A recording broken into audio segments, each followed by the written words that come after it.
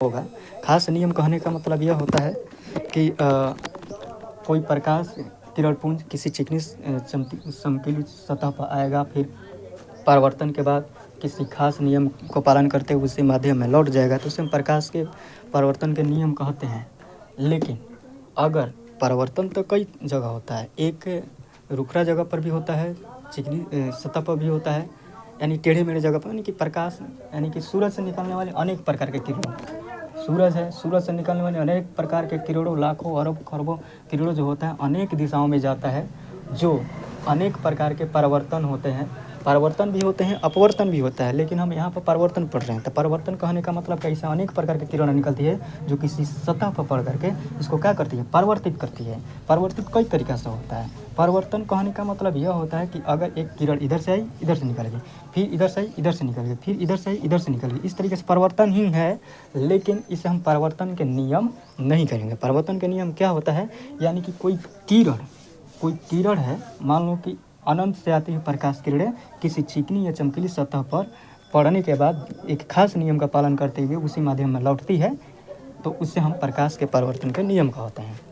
ये प्रकाश के परिवर्तन के नियम हुआ। लेकिन प्रकाश के परिवर्तन अलग है और प्रकाश के परिवर्तन के नियम अलग है। प्रकाश के परिवर्तन के नियम कहने का मतलब स्पष्ट कह ही रहा है कि आने वाले प्रकाश किरण किसी चिकनी या चमकीली सतह पर पड़कर एक खास नियमों का पालन करते हुए फिर से उसी माध्यम में लौट जाती है, तो उसे हम प्रकाश के परिवर्तन के नियम कहते हैं। ठीक। लेकिन प्रकाश के परिवर्तन सिर्फ परिवर्तन कहेगा तो वो रुखरी सतह पर भी हो सकता है, चिकनी सतह पर भी हो सकता है। ठीक है। अब प्रकाश के परिवर्तन के दो नियम होते हैं। पहला नियम को हम कहते हैं, क्या कहते हैं, यानी कि आपतित किरण और परावर्तित किरण। आपतित किरण और परावर्तित किरण और आपतन बिंदु पर डाला गया अभिलंब तीनों एक ही समतल में होता है। ठीक है।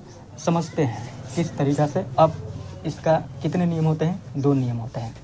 परावर्तन के कितने नियम, परावर्तन के दो नियम होते हैं। ठीक है। पहला, एक दर्पण रहेगा, ये है दर्पण। कैसा दर्पण है, तो समतल दर्पण है। कैसा दर्पण, समतल दर्पण।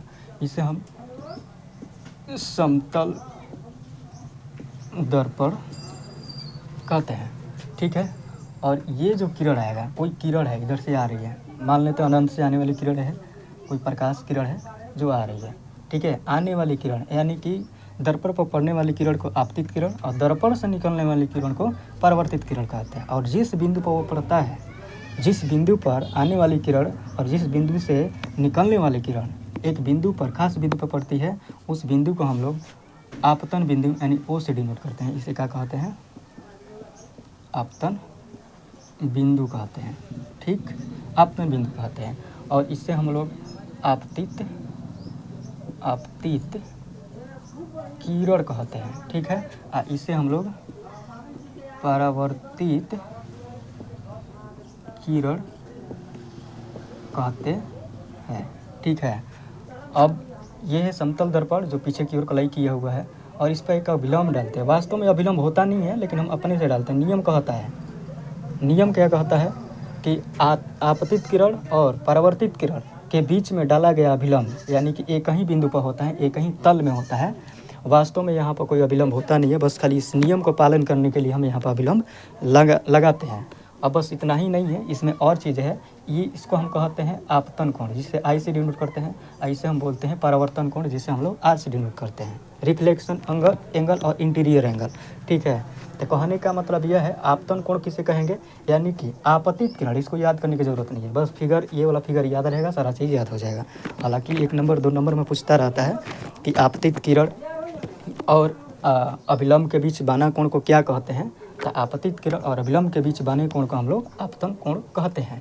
यानी कि आपतित किरण यानी कि आने वाली किरण जो दर्पण पर पड़ रहा है सीधा, और अभिलंब जो ये अभिलंब दिख रहा है, इसके बीच में जो कोण बन रहा है, कोण तो पता होगा सबको, कोण होता क्या है, यानी कि दो रेखाखंडों के बीच में बनने वाली किसी झुकाव के कारण से बनने वाले एक खास चीज़ों को कहते हैं हम लोग कोण कहते हैं। तो उसी तरीके से यहाँ पर है। ठीक है। तो आने वाली किरण और अभिलंब के बीच में बनने वाले कोण को हम लोग आपतन कोण कहते हैं। क्या कहते हैं, आपतन कोण कहते हैं।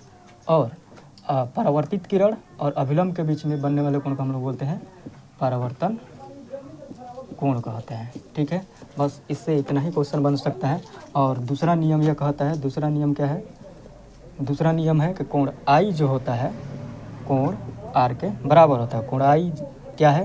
तो कोण आई जो है आपतन कोण है। ठीक है, बराबर होता है किसके?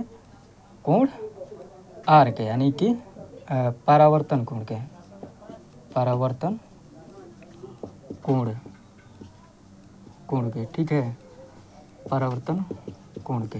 ठीक, ये दो नियम हैं जो क्लास 10th के दृष्टि से बहुत ही इम्पोर्टेंट है और इसको ध्यान से समझिएगा तो बहुत ही अच्छा है। और रटने की कोशिश मत कीजिए, समझने की कोशिश कीजिए, क्योंकि आगे बहुत ही बेनिफिट करता है। ये केवल क्लास 10th ही नहीं, हर कंपटीशन, अलग अलग कंपटीशन के लिए भी है, कंपटीशन फाइट के लिए भी है। ठीक है, तो अच्छा से इसे समझिए। आई होप कि समझ में आया होगा। ठीक है, बेस्ट।